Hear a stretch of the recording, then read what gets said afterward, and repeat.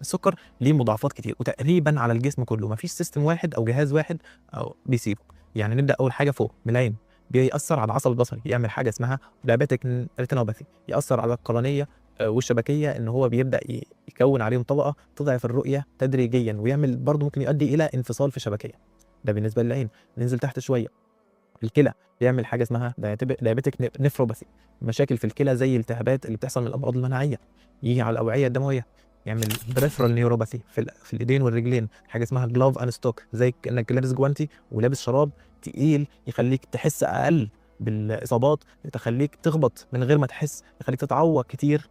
وكمان النقطه اللي بعدها ان الشخص اللي عنده السكر عالي لفتره طويله وبدا يحصل منه مضاعفات، ضيق الاوعيه الدمويه الطرفيه اللي في الايدين والرجلين، فيقلل ان لو حصل اي اصابه عملت نزيف او جرح ان هو يخف اسرع. ف يعني قوه الهيلينج بتضعف.